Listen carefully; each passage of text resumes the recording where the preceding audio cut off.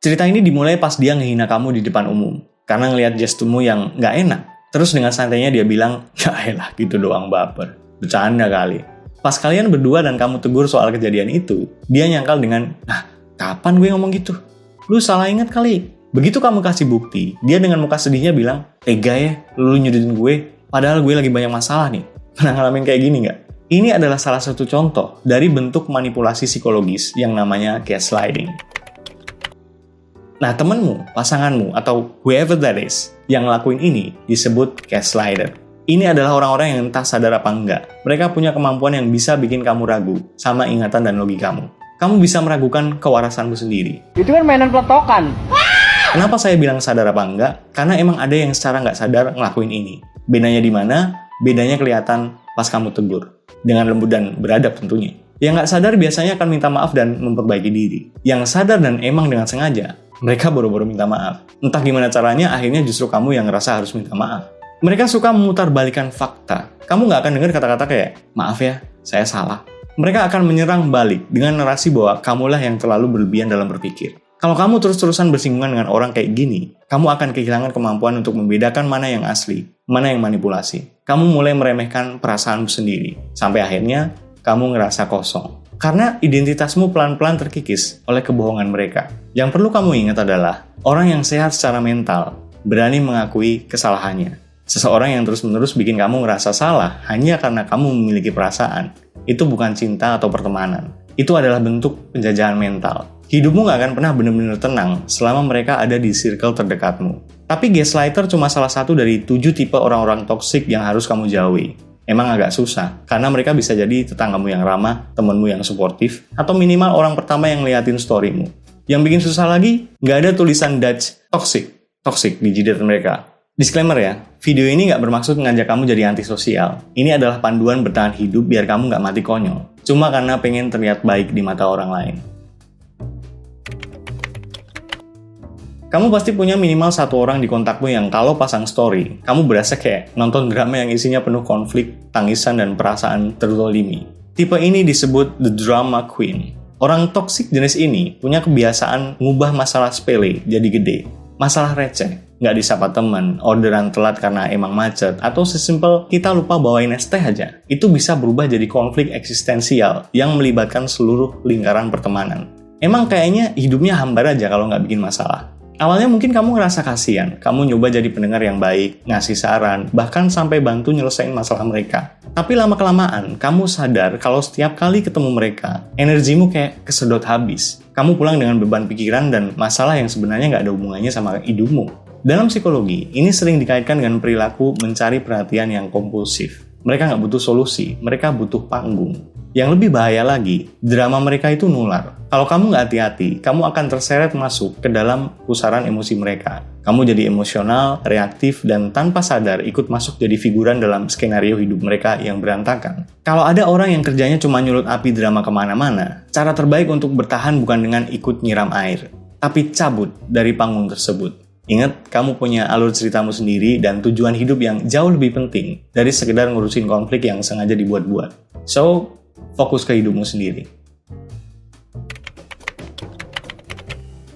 Kamu pasti pernah ketemu manusia yang hobinya komen terus. Bukan komentar positif yang ngebangun, atau komentar yang ngasih solusi di ujungnya. Komennya negatif terus. Kayak seolah mereka ini tahu segalanya dan pantas buat ngejudge apapun. Padahal mereka bukan siapa-siapa dan nggak pernah ngasilin apa-apa. Ini tipe destructive criticizer.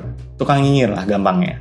Bayangin kamu lagi semangat-semangatnya memulai sesuatu. Mungkin usaha kecil-kecilan, belajar hal baru, atau sekedar ngubah gaya hidup biar lebih sehat. Tiba-tiba, orang ini datang terus komen. Halah, gitu doang mah gampang. Lihat aja, paling sebulan juga berhenti. Atau, kalau ngimpi jangan ketinggian deh, bukan level lu.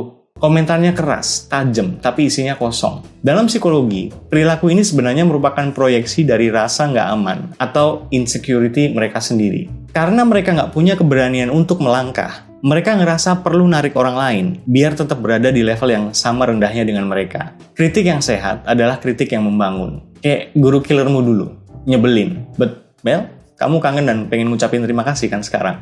Tapi buat para tukang nyinyir ini, mereka cuma pengen ngeruntuin mentalmu biar kamu nggak percaya diri. Hati-hati, tipe yang kayak gini banyak banget dan merajalela di sekitar kita. Pesan saya simpel, Orang yang cuma jago nyinyir tanpa pernah ngasih solusi, nggak layak dapat ruang di dalam kepalamu. Belajarlah buat ngebedain mana kritik yang sehat buat pertumbuhanmu, dan mana yang cuma ampas dan harus kamu buang. Kamu nggak butuh persetujuan dari orang yang bahkan nggak berani ngelakuin apa yang sedang kamu perjuangkan.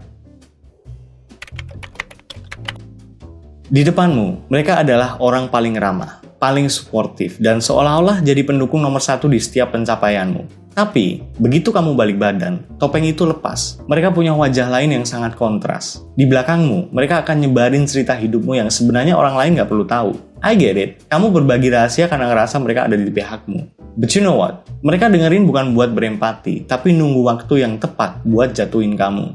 Inilah tipe backstabber, atau tukang nusuk dari belakang. Dalam psikologi, ini sering disebut passive aggressive. Mereka nggak nyerang kamu secara terang-terangan karena butuh akses informasi ke kamu. Bahaya dari fake friend atau teman palsu ini bukan dibohongnya, tapi ilusi keamanan yang mereka ciptain. Kamu ngerasa ditemani, padahal sebenarnya kamu lagi diawasi buat dicari celahnya. Pengkhianatan semacam ini seringkali ninggalin luka yang jauh lebih dalam daripada konflik terbuka. Kamu bisa berubah jadi orang yang dingin, susah percaya ke siapapun, dan curiga terus bawaannya. Kamu jadi menutup diri bahkan dari orang-orang yang sebenarnya tulus pengen ngebantu. Cuma karena kamu pernah salah naruh kepercayaan sama si kampret satu ini. Teman sejati nggak butuh banyak omong buat buktiin kesetiaannya. Mereka nggak cuma senyum di depan, mereka ada dan akan ngebela kamu di belakang.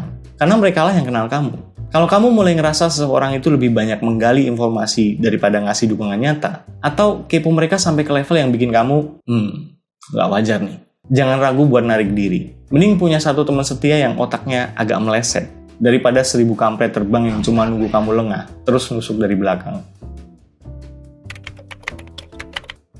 Pernah nggak kamu nongkrong sama satu orang, paling sejam 2 jam. Balik dari situ kamu ngerasa capek banget. Kamu pikir, gue kecapean biasa lah. Di hari lain, kamu nongkrong sama orang yang beda, bahkan sampai pagi. Tapi nggak ngerasa secapek ketemu satu orang tadi.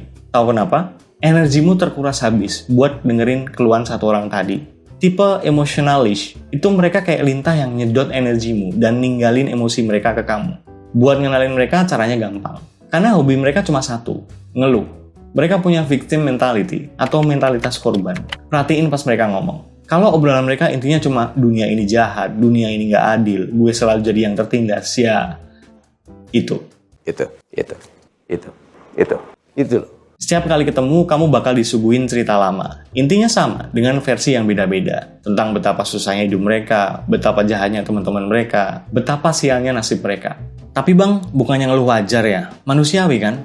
Betul. Tapi masalahnya, mereka ini nggak datang buat nyari solusi. Mereka datang cuma buat buang sampah. Dan coba tebak, siapa tempat sampahnya? Exactly. Awalnya karena kamu orang baik, kamu ngerasa perlu jadi tempat bersandar. Kamu ngasih waktumu, energimu, pikiranmu buat nenangin mereka. Tapi lama-kelamaan, kamu akan sadar kalau mereka cuma peduli sama emosi mereka sendiri. Selesai numpain semua sampah itu ke kamu, mereka akan pergi dengan perasaan lega. Dan kamu ditinggal dalam keadaan kosong, hancur, stres. Padahal masalahnya bukan masalahmu. Secara psikologis, ini adalah bentuk hubungan yang sangat amat tidak sehat. Karena nggak ada yang namanya resiprositas atau timbal balik. Kalau kamu terlalu lama bertahan dengan orang semacam ini, kamu nggak akan punya tenaga lagi, bahkan buat menjalani hidupmu sendiri. Teman-teman, ini akan terdengar jahat, tapi memasang batas itu perlu. Kalau dengan hadirnya seseorang itu cuma bikin kepalamu kerasa penuh dan hatimu kerasa berat, bisa jadi itu sinyal dari tubuhmu buat segera menjauh. Kamu masih butuh banyak semangat buat maju, dan energimu terlalu berharga buat dihabiskan ke masalah yang nggak pernah mereka selesaikan sendiri. Tipe narc talker, ini adalah orang yang, gimana jelasinnya ya? Kamu baru aja mulai cerita nih, pencapaian atau sesuatu yang bikin kamu sedih. Tiba-tiba dia potong. Bukan pamit ke toilet, bukan mau nanggepin, dia potong obrolan buat ngobrolin tentang dirinya. Lo lagi ada masalah ya? Tapi lo mah masih mending, gue lebih parah malah. Atau, wah barang baru ya? Gue rencananya juga mau beli, tapi yang agak bagusan sih. Kamu cuma kayak cermin yang mereka pakai buat mengagumi diri mereka sendiri. Ini yang dalam psikologi disebut sifat narsistik. Dan buat narsisis, apa itu empati? Hubungan sama orang kayak gini akan selalu kerasa berat sebelah. Pas mereka butuh bantuan, kamu akan dituntut ada saat itu juga. Kayak kamu gak punya kehidupan pribadi. Tapi giliran kamu yang butuh, mereka tiba-tiba punya 1000 alasan buat ngilang. Mendadak sibuk, atau chat ulang ya guys, HP gue barusan ke reset. Lama-kelamaan, kamu akan ngerasa nggak dianggap dan nggak penting. Dan kalau ini dibiarkan, kamu akan kehilangan jati diri. Karena seluruh fokus dan energimu dipaksa untuk melayani ego mereka. Dia nggak pernah kenyang. Ingat teman-teman, hubungan yang sehat itu jalan dua arah. Take and give. Interaksi saling memberi dan menerima. Jangan takut buat cabut dari circle orang kayak gini, sebelum harga dirimu habis tak bersisa. Terakhir, kita sampai di mana orang-orang toksik tipikal ini punya kosakata yang indah luar biasa. Kalimat mereka selalu terdengar menenangkan, penuh harapan, dan sangat meyakinkan. Kamu pasti pernah dengar kalimat kayak, tenang aja, nanti gue yang ngurus semuanya. Atau, besok pasti gue beresin deh. Tapi hari berganti, bulan berubah, yang datang bukan bukti, melainkan setumpuk alasan baru dan lebih kreatif dari sebelumnya. Mereka bikin kamu ngarep, bikin kamu nunda sesuatu, karena kamu nunggu janji yang gak pernah ditepati. Dalam psikologi, orang-orang tipe win-back ini punya kebutuhan untuk pengen terlihat mampu atau berkuasa tanpa mau bersusah payah melakukan usahanya. Mereka pengen dapat pengakuan sebagai orang baik atau orang hebat di depanmu tanpa benar-benar berniat berkontribusi. Yang bahaya dari si Omdo ini sebenarnya bukan soal janjinya, tapi waktu dan peluang yang mereka curi dari kamu. Kamu jadi berhenti bergerak karena percaya mereka akan bantu. Berhati-hatilah, apalagi kita hidup di budaya yang penuh rasa sungkan buat nagih janji. Integritas seseorang bukan diukur dari seberapa manis dia bicara, tapi seberapa selaras tindakan dengan ucapannya. Cuma gini teman-teman, sekali dua kali kamu keprank sama si Omdo ini, ya emang mereka yang rese. Tapi kalau berkali-kali kamu masih kejebak, berarti kamu yang... So, jangan bego. Berhenti berharap ke mereka dan mulailah mengandalkan kakimu sendiri.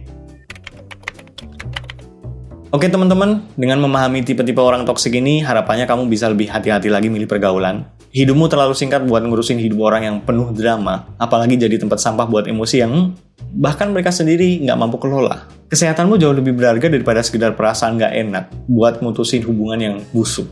Oke bang, mungkin kalau temen gue masih bisa manage buat ngejauh lah. Tapi kalau saudara, keluarga sendiri, gimana bang?